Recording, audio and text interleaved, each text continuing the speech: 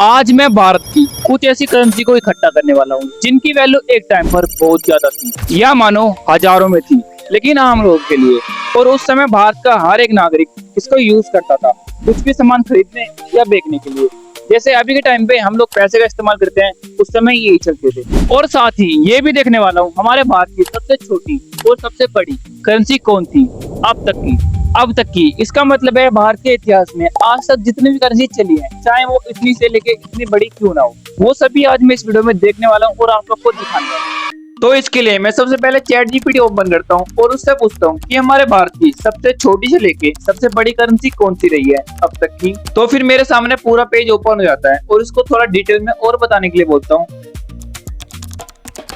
और फिर मेरे सामने पूरी डिटेल आ जाती है। और अब मेरा काम था इन सभी कॉइन को अच्छे से देखना और आप लोग को दिखाना। तो फिर इसी के लिए अब मैं आ चुका हूँ दिल्ली की सबसे बड़ी और खतरनाक चोर बाजार मार्केट, जो है लाल किले के सामने। तो अब मुझे वो सभी कॉइनों को ढूंढना है और उन कॉइनों को ढूंढने में बहुत मुश्किल आने वाली है। देखो गाइस, हमें आधे घंटे से भी ज्यादा होगा दुकान ढूंढते और अभी तक हमें कोई सी भी दुकान नहीं मिली। बेचारी की हालत देखो जो मेरे साथ आया है। रोम रोम भाइयों। और एक ये पता नहीं वो कॉइन कहाँ मिलेंगे, पता तो लगा था, बाकी पूछ रहे हैं, अभी चल रहे हैं भाई लोग। मुझे लग रहा है मैं आज के दिन गलती आ गया, संडे को आना चाहिए था, सोमवार है और यहाँ पे तो पूरा खाली खाली माहौल लग रहा है पूरा चारों तरफ। लग ही नहीं रहा क्या भाई, मार्केट में दिल्ली की वो भी सबसे बड़ी चोर बाजार जिसे बोलते हैं। और फिर थोड़ी देर बाद ही थोड़ा आगे जाने के बाद हमको एक दुकान फाइनली मिल जाती है। अरे मिला मिला मिला मिला। और यहाँ पे बहुत सारे अलग अलग तरह के कॉइन थे और साथ ही दूसरे देशों के अलग अलग नोट भी। और फिर मैं एक एक करके सारे कॉइन को देखने लगता हूँ, जैसे कि ये और ये भी।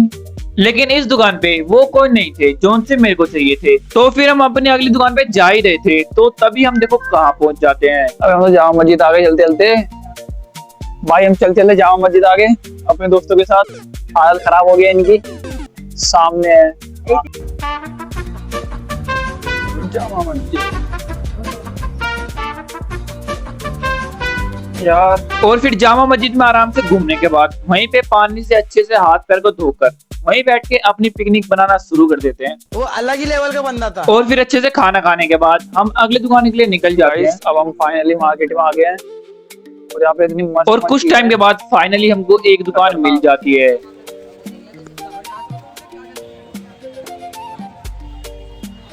और इस दुकान पे तो पिछली वाली दुकान से कई गुना ज्यादा कॉइन और सिक्के थे। जैसे कि तुम यहाँ पे देख लो, ये देखो, ये शायद 3 पैसे का सिक्का है, हाँ वही है। और ये वाला देखो, ये पता नहीं क्या है, खोटा सिक्का होगा। और देखते हैं और भी यहाँ पे बहुत तरह तरह के सिक्के हैं, जैसे कि ये देख सकते हो, ये पता नहीं क्या है लेकिन मुझे। और ऐसे यहाँ पे बहुत सारे कॉइन रखे हैं अलग अलग तरह के, जो मैंने आज तक नहीं दिखे। इसका तो पता ही नहीं, ये वही खोटा सिक्का। और ये है वो दमड़ी जो मेरे को चाहिए।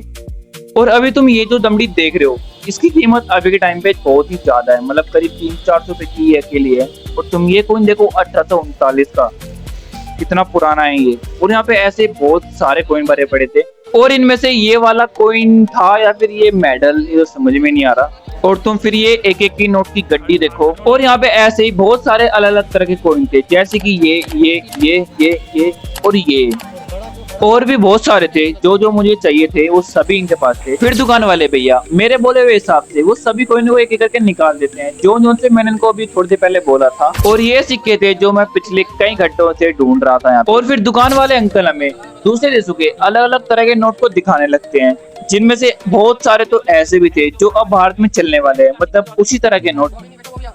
जैसे कि तुम देख सकते हो, अभी ये प्लास्टिक के दिख रहा है तुम्हें गुलाबी वाला, और ये वाला देखो, ये है जो अब भारत में चलने वाला है। और ये सच में जो अभी नोट चल रहे हैं ना, उससे तो कई गुना ही बेहतर है।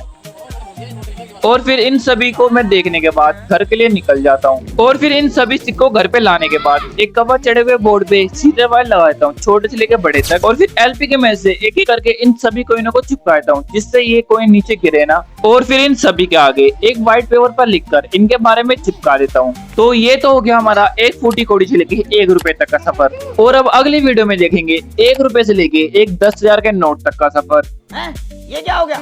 ये क्या सुन रहा हूँ मैं? हाँ हाँ, तुम लोगों ने सही सुना। 10,000 का नोट भी भारत में एक टाइम पर चला था, लेकिन वो एक टाइम के बाद बंद हो गया। और वो सभी को मैं दोबारा कलेक्ट करने वाला हूँ, 1 से लेके 10,000 तक नोट, और वो दिखाऊंगा मैं आपको अगली वीडियो में। तो फिर मिलते हैं इससे अच्छी और भी नेक्स्ट वीडियो में।